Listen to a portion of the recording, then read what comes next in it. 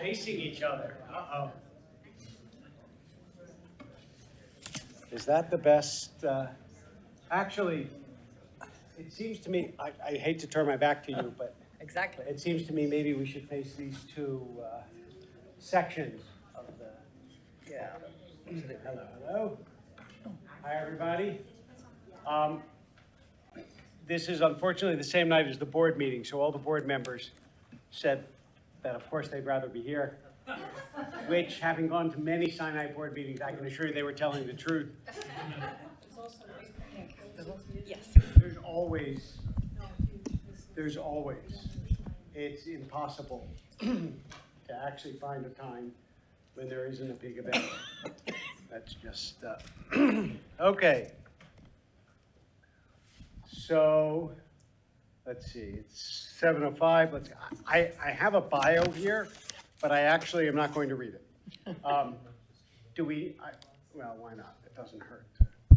So,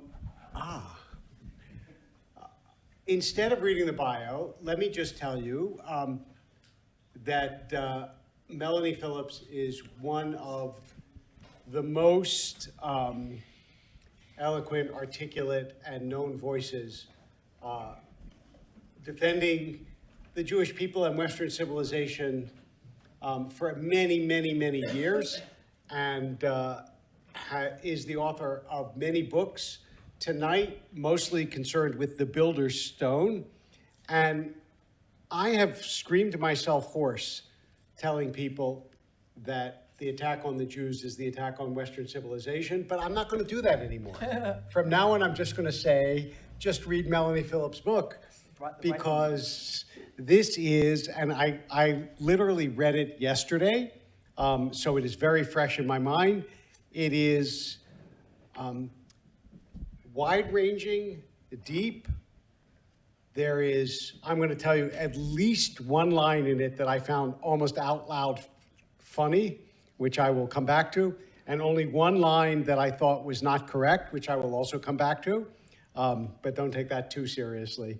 And it is, it's a history of the systematic attack on the West, some of which you may be familiar with, but a lot of which you won't be, and is really worth knowing because it creates a much greater context for the kind of things that we see happening not only on college campuses, but throughout Europe, as well as the United States. And so I really do urge you not only to buy it and read it, but to share it with your friends. And if you don't know Melanie Phillips, then by the end of tonight, I think you won't need my urging.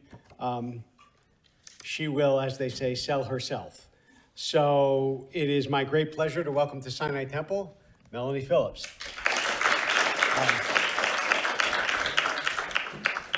I want to start by asking you, at what point in your life did you realize this, like just personally, did you realize that this attack was happening? I mean, how many years back do you trace this?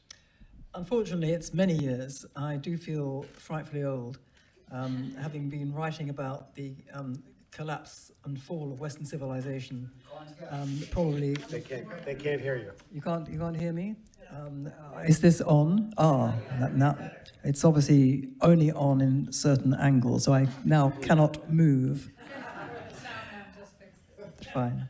I was saying that I've written for decades about what I perceive to be the onslaught on the core values and institutions of Western civilization.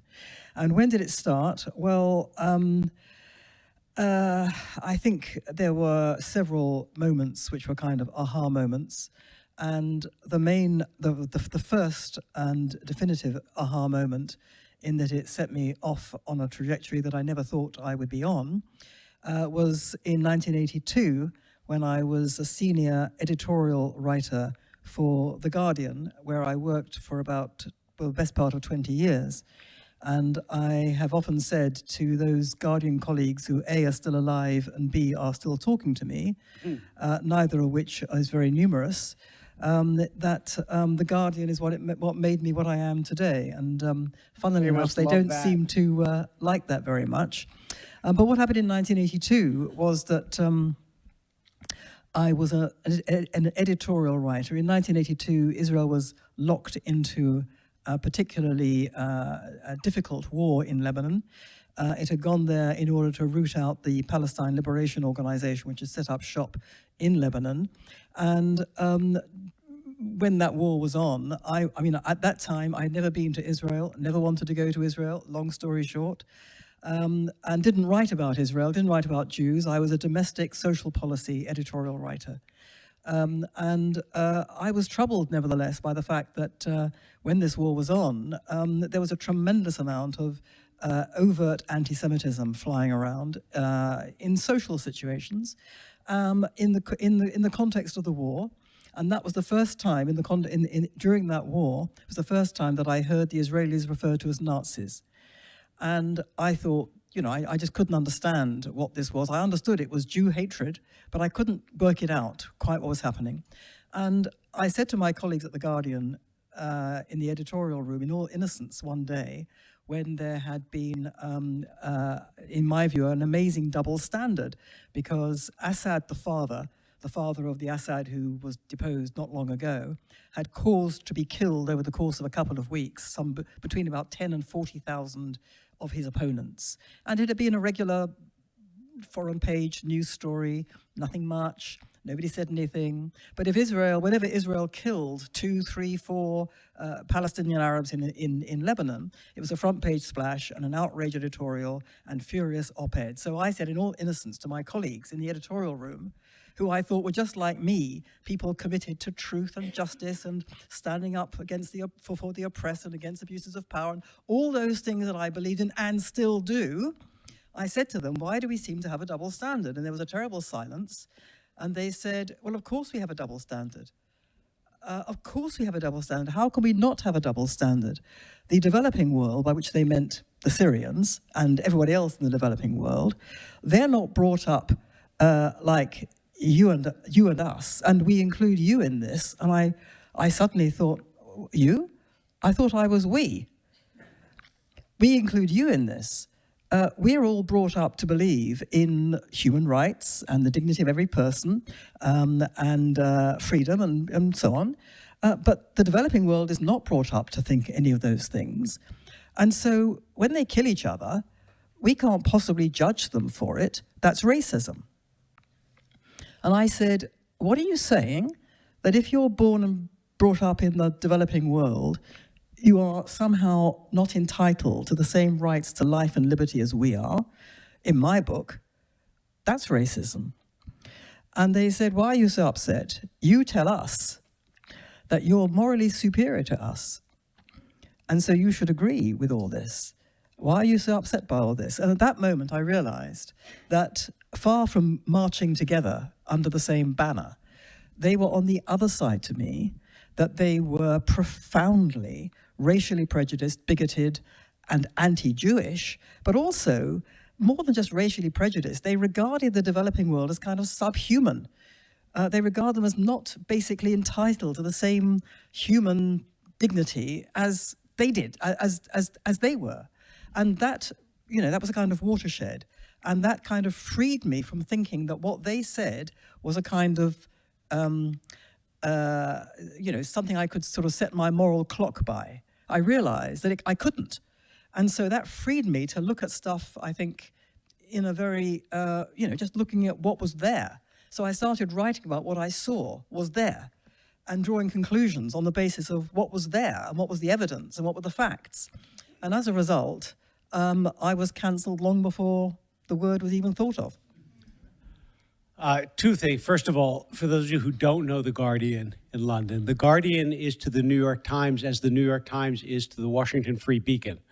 That is, The Guardian is much lefter than any major paper in the United States. It's maybe equivalent to The Nation, if you still remember The Nation. And I just want to say that it was already in 2006 that Melanie Phillips had the bestseller called Londonistan, or Londonistan. So that was a long time ago to already be canceled thoroughly.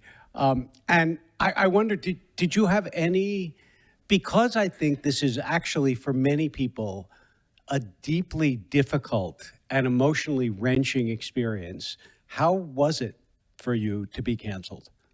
The whole thing was unspeakably awful because I was brought up, I was brought up in a fairly typical British Jewish family of that generation. I was brought up, I was a child in the 50s and 60s. And, my grandparents and great-grandparents came from, typical trajectory. They came from Belarus and Poland. And like the vast majority of Jews at that time, they were communists. And then they became, Labour Party supporters. My family was entirely Labour Party supporting. My father, he was a very modest man and very badly educated. And it would have been unthinkable for him not to have voted for the Labour Party. And I thought of myself I didn't think of myself as left-wing. I thought of myself as liberal, by which I mean in the British sense, a classical liberal committed to tolerance and progress and, there's those sorts of things. And I thought that being left-wing was kind of the same. And we all called ourselves left liberals. It was a kind of hyphenated thing. And so when they turned on me, and they did turn on me, they turned on me overnight. It was a tremendous shock, but it wasn't just a shock. I was discombobulated because I was one of them. Okay, so I found that they were actually anti-Jew. That was a terrible shock. But nevertheless, I was still one of them because I thought my view of the world was framed in the same way as theirs was framed. And yet, it's issue by issue, op-ed by op-ed, because I became an op-ed writer, I found that my view of the world was diametrically opposite to them. So what did that make me? Because I was no longer even liberal. I was considered, from the moment that I started writing about this, I started writing about the collapse of the education system, saying that something was going very badly wrong. So in 1987, something was going very badly wrong in the schools, and it could not all be blamed on the then Prime Minister, Mrs. Thatcher. And that was absolute heresy, because everything bad in the world could be blamed on Mrs. Thatcher, and every right-thinking person knew that. And if you didn't think that, there was something seriously wrong with you. And so I became right-wing immediately, overnight. Well, to me, being right-wing was terrible, because that's how we all were at The Guardian and on the left. If you were on the left, you were a moral person. You were a good person because you were on the left because you believed in progress. You believed in progressive things. You were compassionate. You weren't hard-hearted. You didn't think the world revolved around money. You had higher ideals. You believed in justice and freedom and truth. All those wonderful things. That's what being on the left was. And so, if you weren't on the left, if you had even one point of view, like not everything going wrong in education is Mrs. Thatcher's fault, that was not simply a wrong point of view, because it was against what the left thought, and the left was moral and good and decent and virtuous. You were a really bad person. You were evil. To be not left-wing was to be right-wing, and to be right-wing was evil, and to be evil was right-wing. So if a right-wing person were to say, you know what, I think on the balance of evidence, all things considered, looking at all the facts, I think that today is Tuesday, they would say, well, it had occurred to me that today was Tuesday, but now this right-wing person has said today is Tuesday. I know that can't be true. It was as simple as that. It remains as simple as that. So I was part of that. So what was I? So I found that, all my old colleagues stopped talking to me, literally stopped talking to me, and, I was no longer invited to bijou dinner parties in the most fashionable parts of London. I then found, to my greater horror, that the people who were reaching out to me to be friendly were conservatives. And I looked at these people and I thought, and they were being very nice to me. They didn't shout at me. They gave me platforms. They listened respectfully to what I had to say. They agreed with a lot of what I was saying. But I was looking at them thinking, They are not my tribe. And they're coming from a completely different position from me. And I don't like this. I don't feel comfortable. I'm not at home with these people. So I became effectively homeless. And that worried me for a very long time. And it's still painful. It is still painful if I come up against my old, not my old colleagues, but people on that side of politics. It's a very painful thing because it's like, you know, you wake up one day and you find your family has been abusing you. And you can't believe it because they are family. And you think about all the things that you've thought in the past. You think, how can I have got this so completely wrong? I can't have got it completely wrong. There must be something wrong with me now.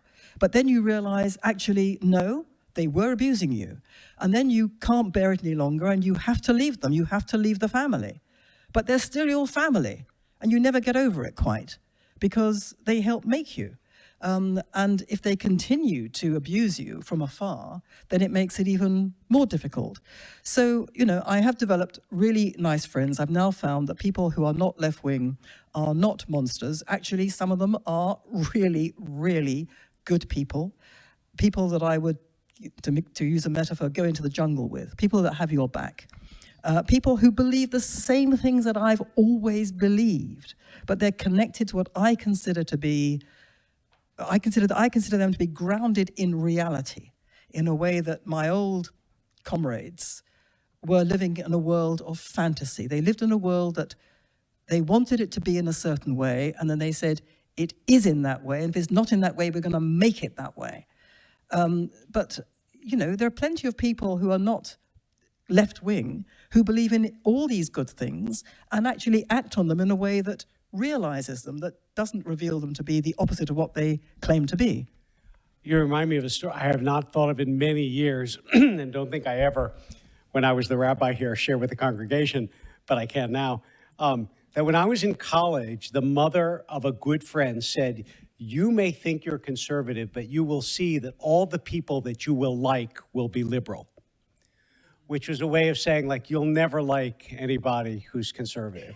It was just an assumption that those kinds of people are not the kind of people that you would ever like. That's right. And I wonder, like, you had two obstacles that the first is, for those of you who don't know, but you know that British Jewry is less outspoken than American Jewry. They tend to be more reserved, just both by, I think, both by British Reserve and also by the numbers. That is, American Jews have always been significant enough that they feel it's easy to be assertive. And I think in the public, it's easier to be assertive as a man than as a woman. So it seems to me you overcame a lot to be able to speak in ways that offended people who were powerful in the world. And I wonder what sort of character traits you attribute that to, and in what way you can help other people find their voice if they're afraid as well. Well, I'm just very obstinate and bloody-minded, basically. Well, that's a good thing. What character traits? I can't really answer that question because a lot of people have asked me the same thing.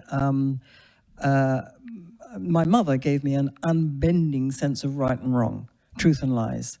You know, a real moral sense. So maybe a lot of it came from that.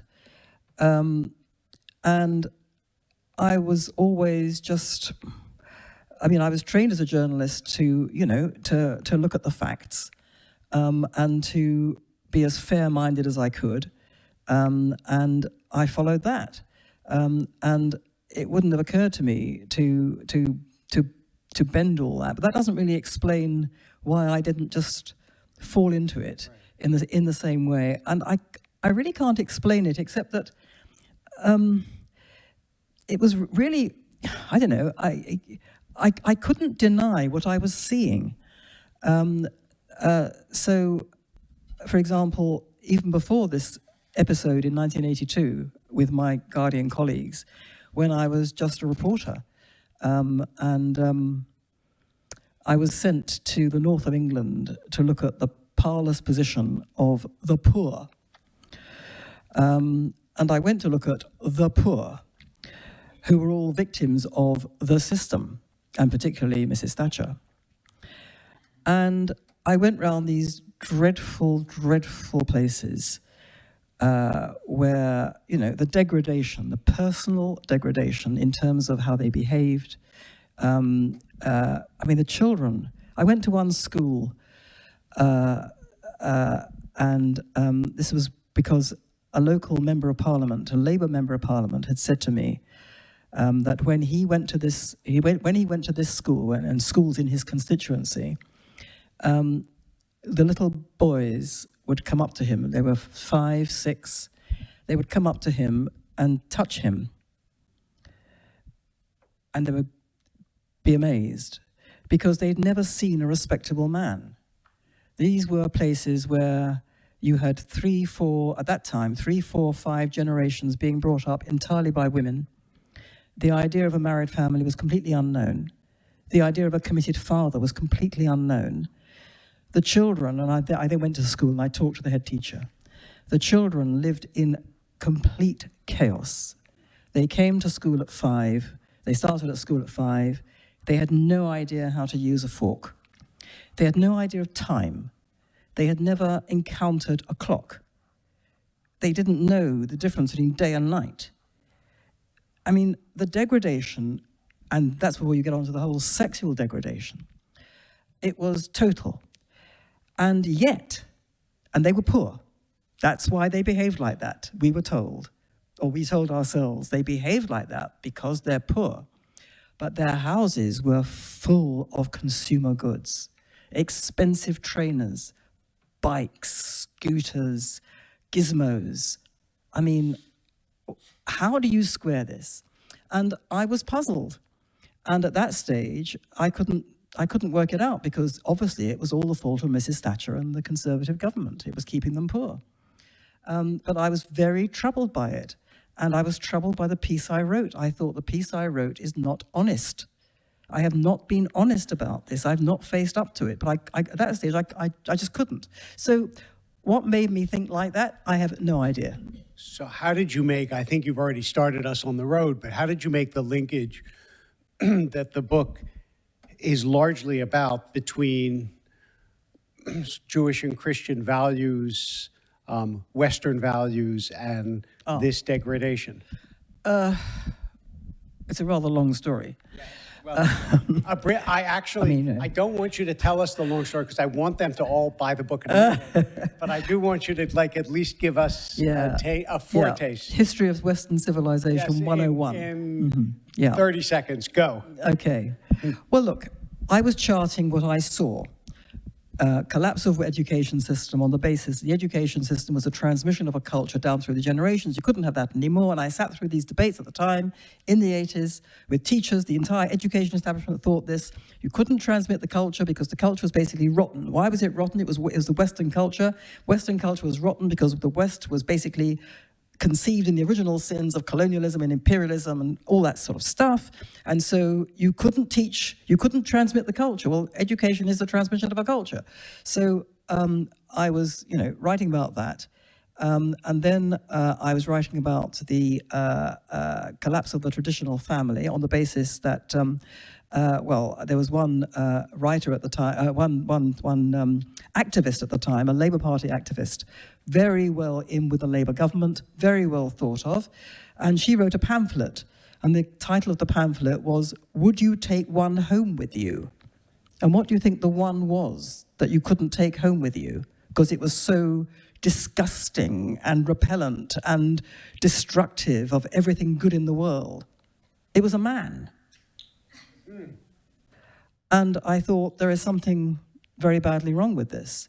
What was the question you asked me? Oh yes, how to connect all that up. So I went through all this, and then there was, the onslaught on the nation. You couldn't police the borders. You couldn't have any immigration restrictions, because if you restricted immigration, you were racist. You had to basically allow the entire world in. If you didn't allow the entire world to come in, you were racist because you were saying there was something wrong with these people. Okay, all of that. So I charted all this, and it seemed to me, after many years of this, that what I was writing about was an onslaught on the very basis of Western civilization. And then scroll on, and this took me a long time to put all this together, scroll on, and, it was an onslaught on the basic values of the West. There's no such thing as truth. Everything was a matter of opinion. No such thing as truth, no such thing as lies. I would say, here are the facts. The answer was, no, that's just your opinion. Feelings trumped facts. If I, as a member of a so-called designated victim group, whatever that was, if I punch you as a member of a so-called oppressor group, if I punch you on the nose, it's your fault, because I can't be held responsible for anything bad I do because I am a victim. I'm a victim of you. You're the oppressor. So if I, in an unprovoked attack, hit you on the nose, it's your fault. I am free of... So it was all of that. It was an onslaught on basic civilized values. And I thought to myself, well, where do these values come from? And we were living in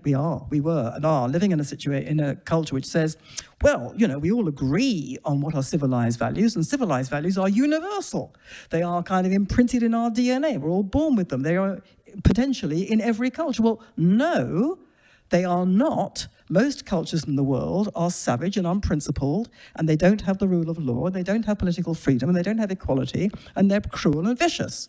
Okay, so the values that we think of as civilized, it seemed to me, actually were particular to the West. Horror, horror, horror. That is a racist thing to say, isn't it? No, it's true. And then I thought to myself, well, okay, if it's particular to the West, where do they come from? Well, Christianity is the bedrock faith of the West, but Christianity didn't come from nowhere. We all know that Christianity is basically a Jewish sect that got out of hand somewhat. The values that we all hold dear are fundamentally Jewish values. And then I thought, well, it's not surprising, therefore, if you've got a culture which has decided that it is intrinsically so bad it can't reproduce itself, and it's attacking its core values and institutions, and if those core values actually come originally from Judaism, it's not surprising, therefore, that the Jews and the state of Israel are in the eye of the storm. They're getting all this attack on them. So that was the point I got to on October the 6th, 2023. And on October the 8th, I started to notice what we've all been living through, which was this extraordinary reaction in which the state of Israel, trying to defend itself against an overtly genocidal attacker who said, we're going to do this again and again until we exterminate you and the Jewish people. Not surprisingly, it has had to go to war to defend itself. But instead of the civilized world saying, well, of course, we must support this and we understand this, they turned on Israel, represented it as the attacker, accused it falsely of the crimes of which it was not only innocent, but was the victim. And then it seemed to me that what I was looking at, what we were all looking at, in that terrible reaction we've all lived through for the last 19 months, that reaction represented, to me, the complete repudiation of conscience, justice, and rationality itself. And I realized that that was the conclusion I'd come to, that the West had done to itself in all the years I had charted this. It had destroyed its own conscience. It had destroyed its understanding that people have to take personal responsibility for what they do. It had destroyed its sense of justice. There was no such thing as right or wrong in an absolute fashion. Everything was a matter of opinion, and feelings trumped facts. And it had destroyed its rationality. Evidence was nowhere. Facts did not have any traction anymore. Everything was a matter of opinion. And it then seemed to me that the two things were absolutely linked. You could not understand the onslaught on the Jews of Israel, or on the onslaught against Israel and against the Jews of the diaspora, unless you understood what the West was doing to itself. And you couldn't understand what the West was doing to itself unless you understood that at the root of that was its attempt to eradicate Jewish values, Jewish particular and singular values, which were the values of the West. So I reframed the book I was writing to write the book that you have in your hand. I actually, as you were saying that, I was struck by a contradiction that maybe you can explain, which is that the same people who declare that values are relative and that it's a matter of opinion are very judgmental and certain in their values, and they say what Israel is doing is objectively wrong and terrible. Yeah, indeed. And they're very, their position doesn't hold up for a moment. You know, they're for freedom of thought, and yet they are shutting down thought all the time.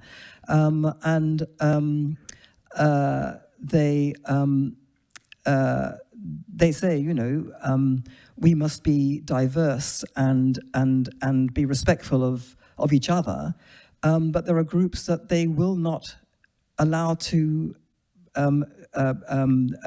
practice their precepts. In Britain, it's Christians. The Christians get it in the neck the whole time.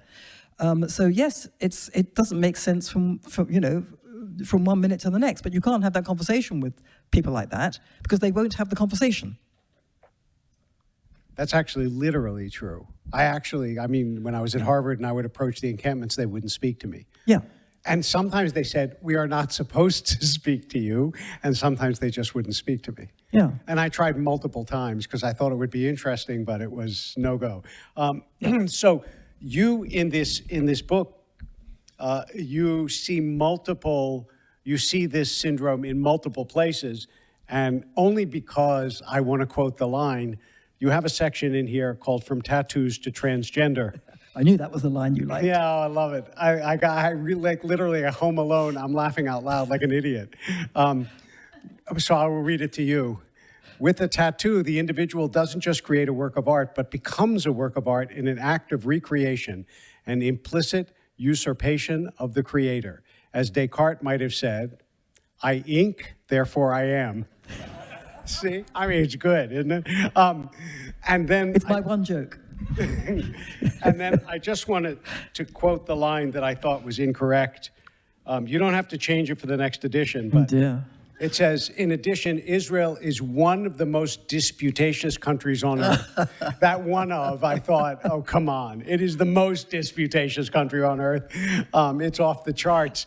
And I do wonder, like, when you look actually at Israel's internal situation, how does it strike you as inside of Israel? Are they having essentially the same battle in different ways?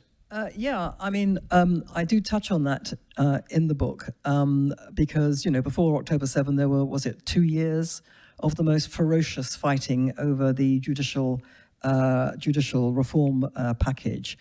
And it seemed to me at the time that that was only partly about judicial reform. I mean, there was and is an argument to be had on both sides about whether or not that was a good package. But it seemed to me that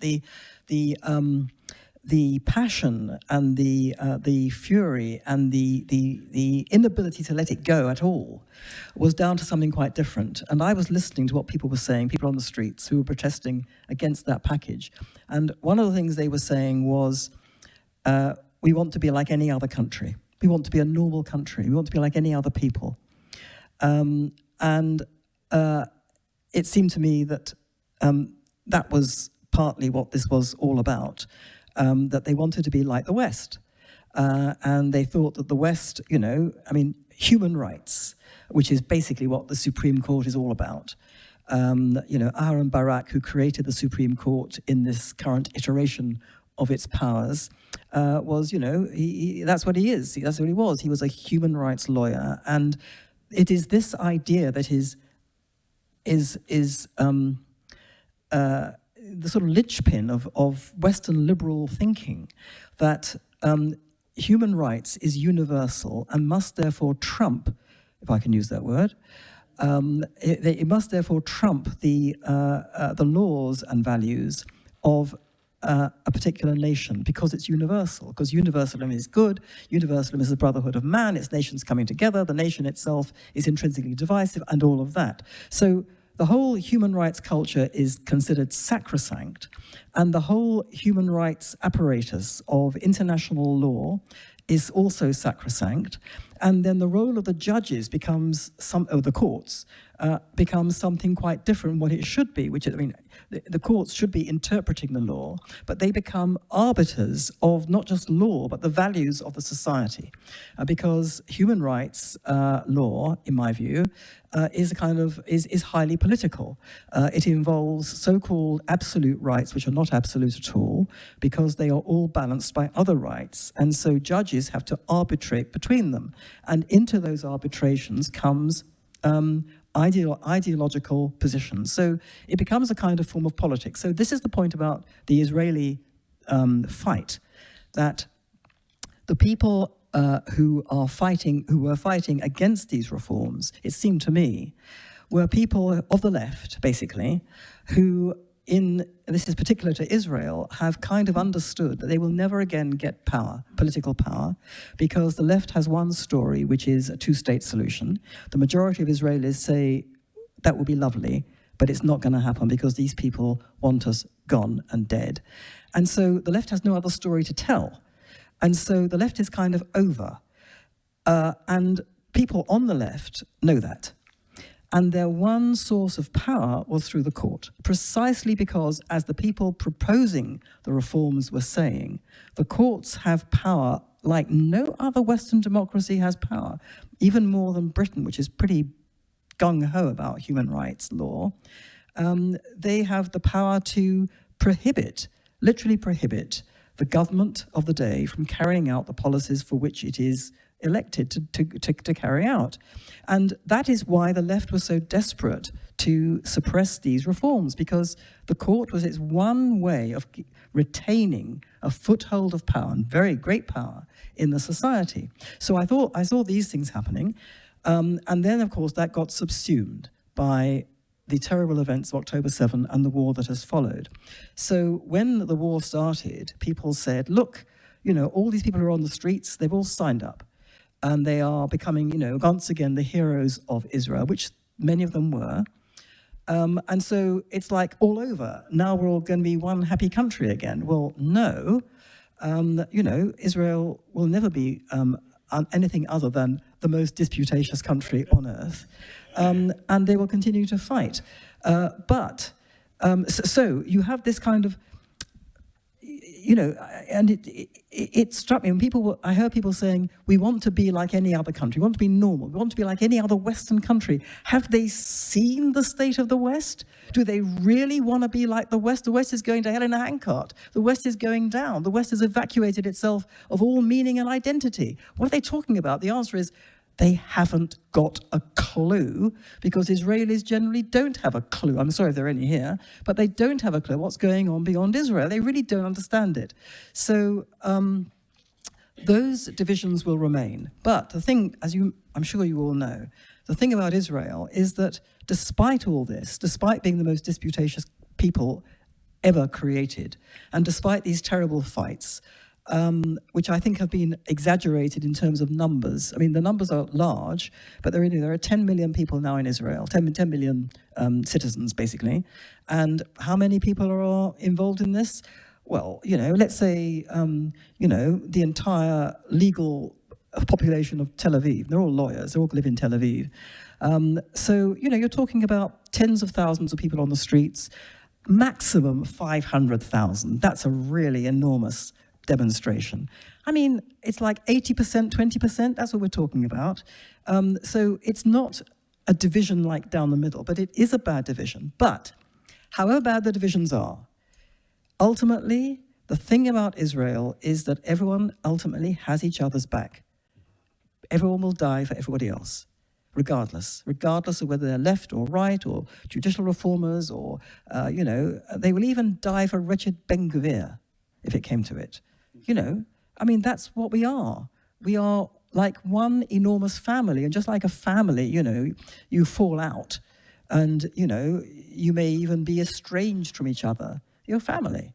And it's that sort of feeling that makes me think that, Israel will survive these terrible fissures in a way that I don't have that confidence about the West, which is kind of on a kind of sliding trajectory. So I'm going to close with two questions and then open it up for people who want to ask. First of all, when I was reading this and you talked about Dawkins and the question of meaninglessness, I remember, like, in my teenage years, I was enamored with Bertrand Russell. He was my hero till I outgrew him. And his essay, A Free Man's Worship, was exactly what you talk about with Dawkins. It is that we live in a meaningless universe and have to create our own meaning. And I found that heroic at the time, although now I don't. Also, I found out what kind of life he lived. Yes. It wasn't very admirable. But I think that part of the reason that people like Russell, and maybe Dawkins, I don't know, wrote this is because while we praise the West, it's not just that the West has done terrible things in the past, but as you point out in this book, the most developed country in the West up to that time was Germany. And look what they did. Yep. So how is it that we are supposed to want to return to the values of the West? Exactly. Well, I think that is, for me, the great watershed.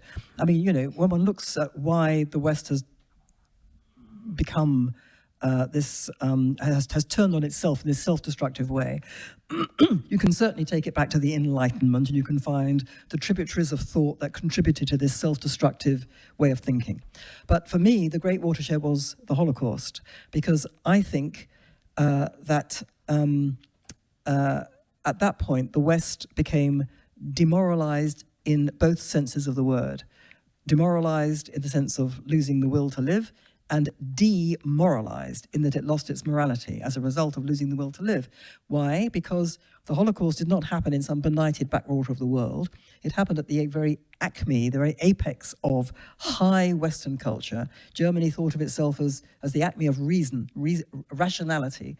The Germans, were so cultured, and they revered Schiller and Goethe, and they were so proud of them, and music, classical music. I mean, it was the last word in high culture and rationality. And so I think the West basically said to itself, when the full enormity of what had happened became apparent, I think the West said to itself, we did this. It wasn't just that we turned away the Jewish refugees. It wasn't just that we appeased Hitler and we kind of contributed to what happened. That was all true as well. It was much deeper than that. It was, we did this because it was our society, our industrialized, scientific, advanced, rational, cultured society that did this. Modernity, Western modernity. So there's something wrong with Western modernity.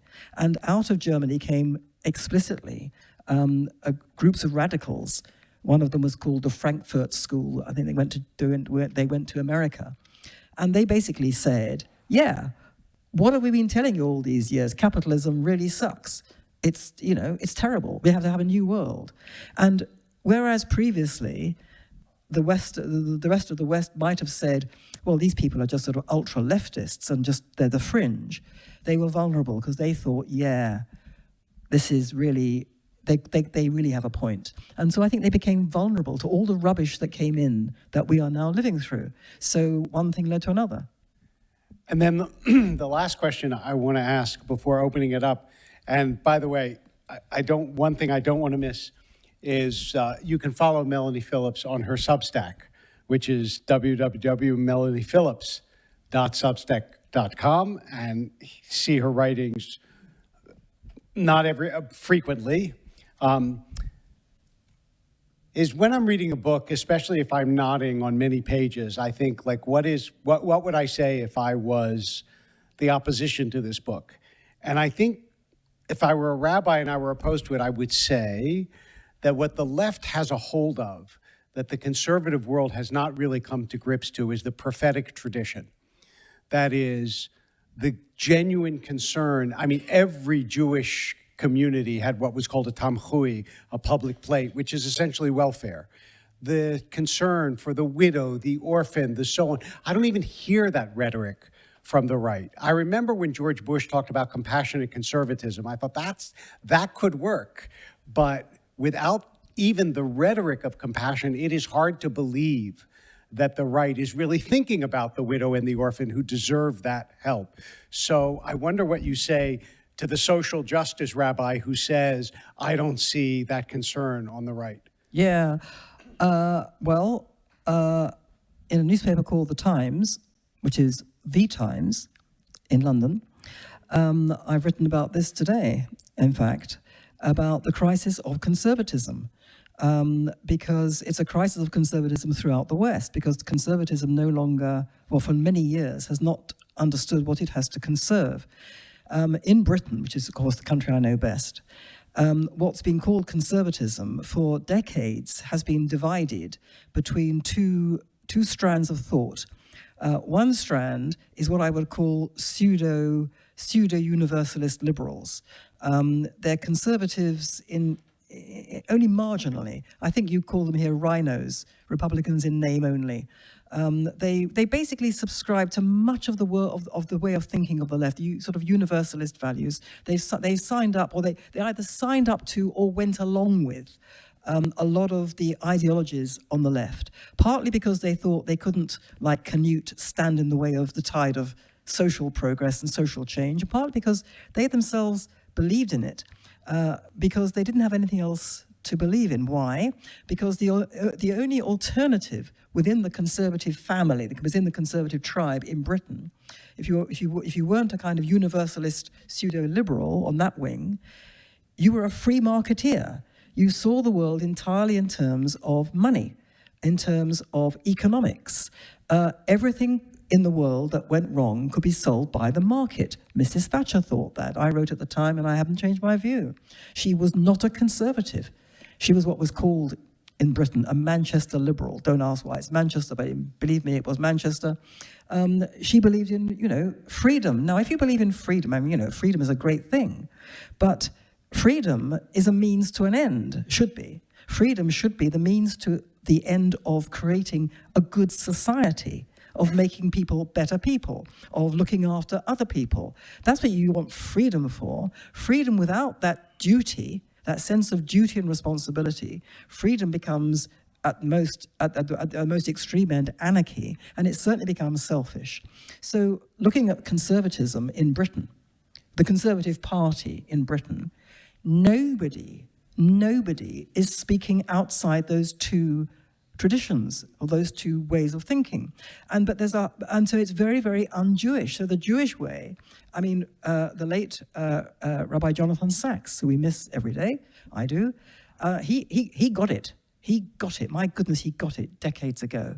And he wrote that what is needed is the politics of what he called covenant, which is absolutely right. In other words, there should be things which our political leaders are inspired by, driven by, are taking us towards, which go beyond the sort of conditionality of contract and selfishness and self-centeredness and in short-termism, and make unbreakable bonds of attachment and love to institutions and to values and to cultures and to the culture. Judaism is, as far as I can see, is fundamentally based on a sense of duty. You have a duty to the Almighty, to each other, to yourself, to better yourself, to live by certain rules which constrain you. And within those rules, you find political freedom, you find compassion, you find all those good things. But without those rules, you don't have them. And so that's the paradox, it seems to me. That's the paradox. Yes. Ellie. Yeah, two questions. You're welcome to answer. Take the microphone, please. Right next to you. Yeah. Hi, I have two questions, and you're welcome to answer one or both. The first question, is there a definite definition of what constitutes Western values? And the second question is about 4 words, whether you use them or not, and if you don't use them, what else do you use? The 4 words are Islamophobia, West Bank, extermination, as it refers to people, extermination, and the 4th one would be Palestinian. What's the question about those 4 words? Well, do you use them? Oh. And if you don't use them, do you substitute something else for it? Okay. What's the first question? First question is, what are Western values? Oh, yes. Well, that's a very hard question. Western values are civilized values. Civilized values are Western values. You say, what are civilized values? Well, respect for every human being,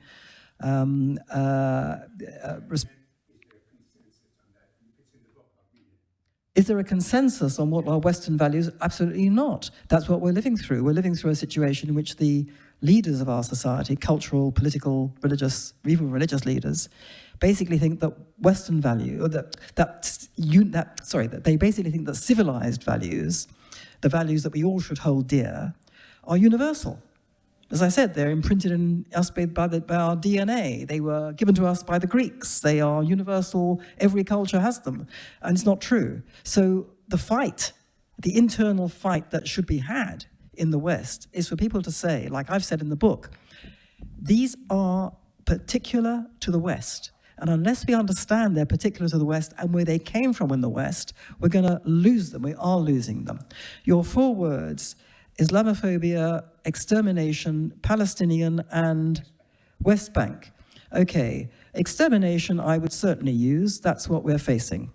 We're facing an attempt to exterminate the Jewish people by the forces of Islamic radicalism in Israel and in the West. So I would certainly use that, but I would use it not in the way that it's currently used by people that we know. I use the term West Bank. I always qualify it. I say the so-called West Bank, or put the West Bank in quotation marks, and I say the so-called West Bank, comma, the disputed areas of Judea and Samaria. It's rather long. It doesn't fit in a headline, unfortunately, so it creates difficulties. Similarly, with Palestinian, I try and avoid the word Palestinian. It's actually very difficult to avoid the word Palestinian if you're a journalist, because you can't actually have a little essay in every sentence. I use the word Palestinian Arabs a lot, which is terrible because it busts the line. I use the word Palestinians in quotation marks. I use Palestinian cause with Palestinian. I use the word Palestinian cause without quotation marks. I go to great lengths to avoid giving the impression that there is such a thing as the Palestinians. I have said and will say over and over again, there is no such thing as the Palestinian people, and Palestinianism was invented solely to exterminate the state of Israel and to steal the Jews' own historic identity in the land of Israel, where they alone were the indigenous people. So to that extent, I don't use those words. And what was the other one? Islamophobia. What? Oh, Islamophobia. Don't get me started. In Britain, the Jewish community leadership has for years said, we are against Islamophobia, which is the same as anti-Semitism, to which I say, absolutely not. And not only is it not true, but you have just attacked Jewish people and you have taken away our defenses. We should all be against prejudice against anybody. We should be against prejudice against Muslims. But prejudice is something which isn't rooted in something concrete. If you have a community of which a very large proportion is trying to either kill you or take over your society, and yes, it is true that in Britain and elsewhere, probably the majority of Muslims are fine. They're not a threat to anybody, but there are tens of the Islamic threat to the West, to civilized values, to the world, and so on. And as for equating it with anti-Semitism, that is vile, because Islamophobia is a term of art that was invented by the Muslim Brotherhood as part of its aim, part of its strategy to take over the West by frying the Western mind, by creating a notional prejudice, which was more than just a racism. It had a special name, which was designed to make it absolutely forbidden to criticize anything in the Islamic world at all. And the idea that anybody can equate that with anti-Semitism, which is the deranged attempt or the deranged idea that the Jews should be removed from the face of the earth, basically is what it's about, and is a conspiracy theory based on a completely paranoid, nightmarish vision of the Jews as literally demonic, a demonic force controlling the world in their own interests.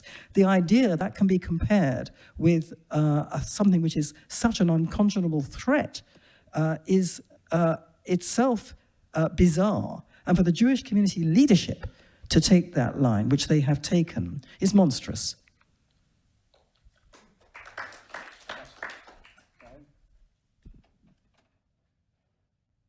Thank you.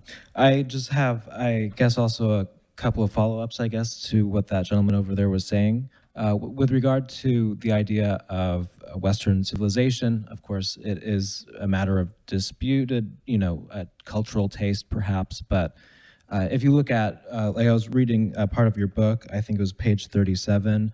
I do know that Maimonides himself was really directly influenced by Islamic scholars, and I do know that there was the Berber and Christian invasions of Cordoba, and there was also the Mongolian sacking of the Baghdad libraries and Al-Ghazali, and I do wonder just about what Western civilization means, because you did talk about the Greeks and the Enlightenment, but like, what is the real foundation? Because universalism, as we know it, I think is only a concoction of, Enlightenment period. I don't know if that idea, natural law, was, so like Judeo-Christian values, what is more of a, as you would describe as something central to Western values, what, is there maybe something that you can describe as a more central bedrock,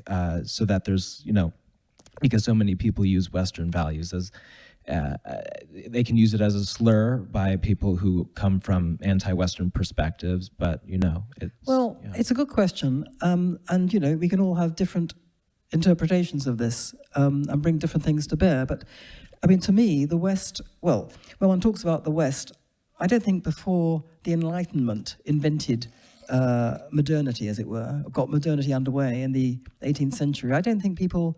I mean, I obviously wasn't around then, but I mean, I don't think people talked about the West, certainly not in the way that we do now. The West is a kind of shorthand, I think, for modernity, for a set of, a way of life and a set of values which link certain countries and doesn't really figure in other countries. So there are countries in the, like Israel is considered a Western country. Well, is it? I mean, it's actually tremendously Middle Eastern, but it has Western influences. You mentioned Maimonides, absolutely right. He was very influenced by the Greeks, and he was very influenced by Islam. But nevertheless, he was driven out of where he was living by a wave of Islamic oppression. So these are complicated matters. You're really asking something that's a bit sort of, it's quite intangible. It's quite difficult to encapsulate because it is quite complicated. But I would say it's an idea. The West is an idea which I would associate with modernity, with science, with reason, and with what I would call civilized values, which is basically respect for human life, looking after each other, respect for the rule of law, and for political freedom, which came out from modernity. And you associate it with certain forms of government? Political freedom, yes. I mean, I associate it with what? Democracy. Well, I associate it with democracy, yes. Yes. I have a question. You want the microphone?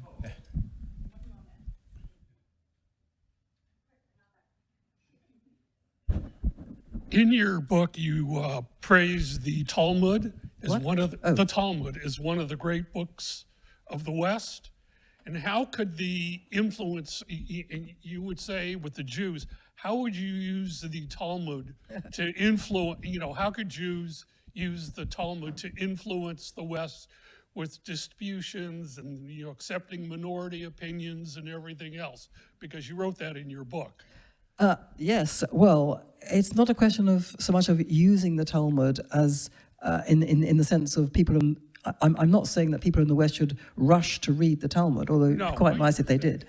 But what I'm saying is that what I've tried to say is that people, first of all, know very little about Judaism, and they certainly have very little idea that Judaism has had any real influence on the West. Okay, because most people have never met a Jew in their lives, and they know nothing about Judaism. And many Jews don't know much about Judaism, and I put my hand up to that as well. But when you look at the Talmud, it's amazing to see that the kind of rules of reason and logic that it uses are so much in use in the West. And not only rules of reason and logic, but it is an astonishing thing to discover that what one thinks of as being hidebound, because it's associated with, ultra-religious people who are very authoritarian and very inward and very insular, and, they stick to the rules in a rigid fashion. One associates them with rigidity and closed minds. And here is the Talmud, which is the ultimate book of an open mind, where no argument is ever finished, and where people who lose the argument are not written out of the script at all. They're included on the basis that no argument can ever fully be resolved. So you can arrive at a kind of consensus, which you call the halakha, you call the law, and they're the rules by which you live. But there's always the possibility of doubt. And one of the things I say in the book, which I was so amazed, I came across a Talmud shir, which was grappling with, even by its own standards, a particularly impossible paragraph of Gemara. And the rabbi said, I find this absolutely impossible. We can't understand this. The whole shir said, we can't understand it. And the rabbi produced a pamphlet written by a man called Professor Aumann, who I think not long before had won the Nobel Prize for Economics. And in this pamphlet, which was written, in fact, some years previously, Professor Aumann, who I think invented string theory, something like that, something I can't possibly even say, let alone understand it, right? Some fantastic mathematical theory. He wrote this pamphlet saying, this passage in Gemara, these rabbis living all those centuries ago articulated string theory before people like me invented it.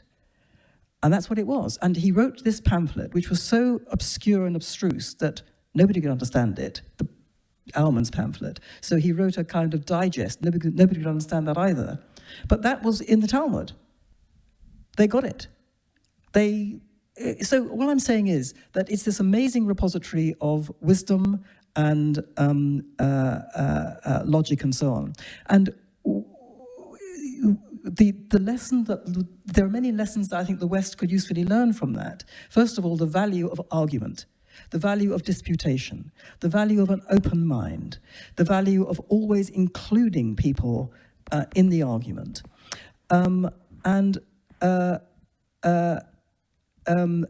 Secondly, the sort of reasoning that sort of came out from that.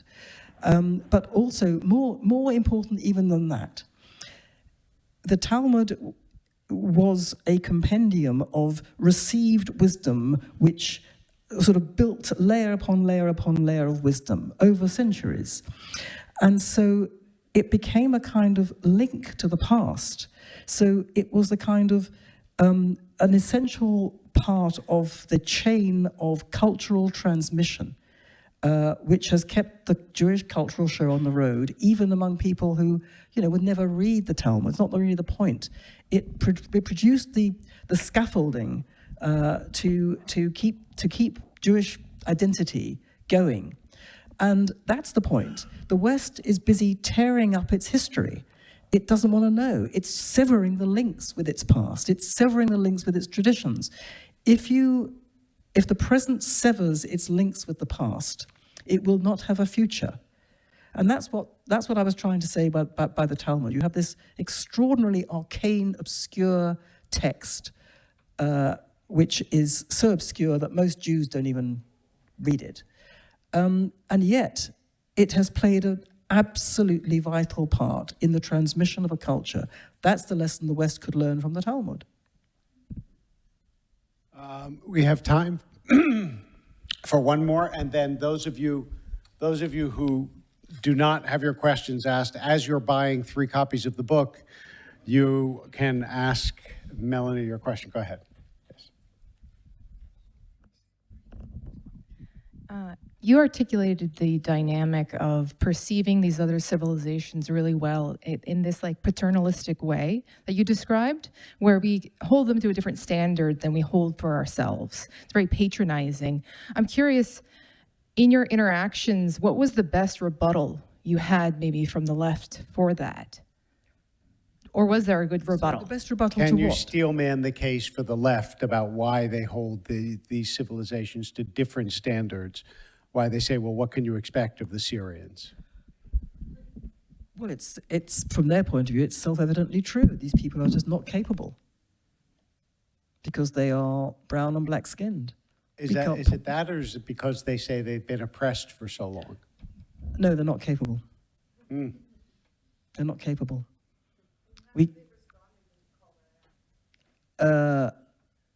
They cut me off. They cut me off. How did they respond? They don't respond. They don't have the argument. They don't say, oh, that's a really troubling argument you've put there. I wonder if I can just sort of ask you more about this, because I think I can prove to you that you're wrong. No. They want to shut down the argument. And my own theory about why they shut down the argument is that it's fear. They fear they're going to lose the argument. Because, some of us like having arguments. Actually, I don't. Believe it or not, I don't.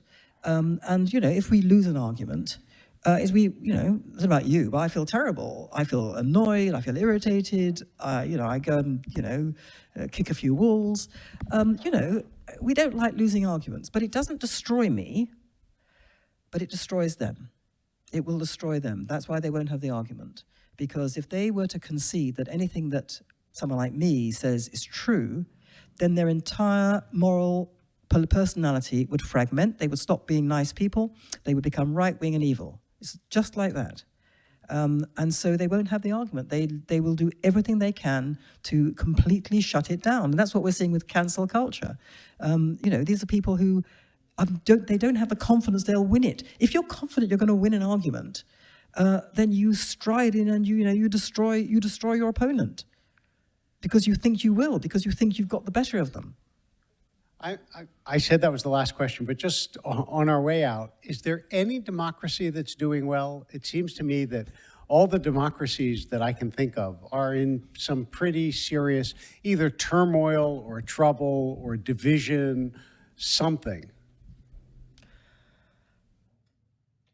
Off the top of my head, I can't recommend one that I think would be something to live up to. And so the question is, why is that? I mean, there are lots of thinkers who've said for a long time, democracy is doomed because it's basically, it sets up expectations which can't be met and therefore will collapse. And there are others who say liberalism is doomed because liberalism will never take the illiberal, by its own lights, measures to protect its liberal values. Paradox.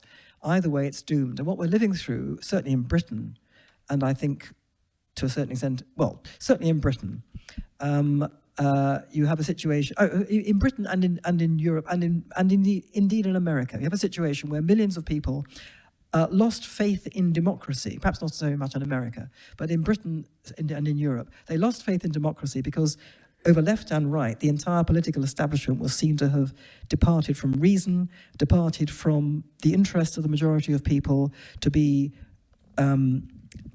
insulting the majority of people for having those interests, and to be determined to basically rip up Western culture.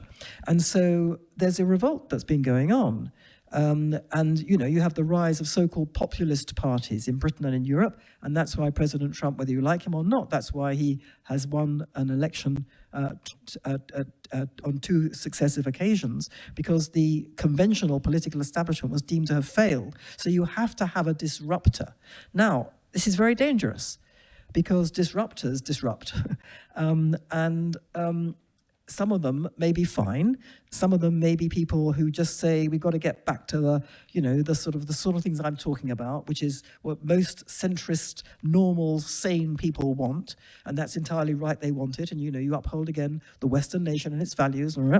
But unfortunately, if you don't, if the democratic establishment is kind of bust because it no longer has the trust and faith of the people, then you're likely to have thrown up in various places people who are not just disruptors, but who do come from very anti-freedom, anti-democratic, obnoxious traditions, like fascism, like Nazism, and or are just authoritarian.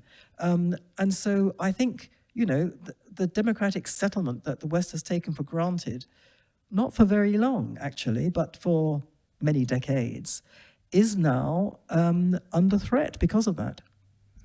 I hope the next time you come and visit us, we'll be doing better, and maybe it's because, in part, we've listened to you. So thank you, and thank you.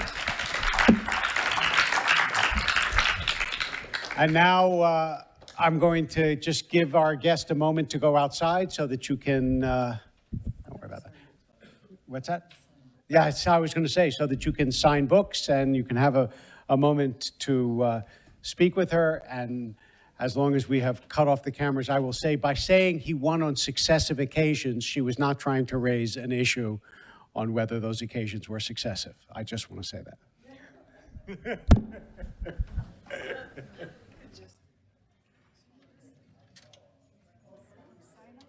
A picture.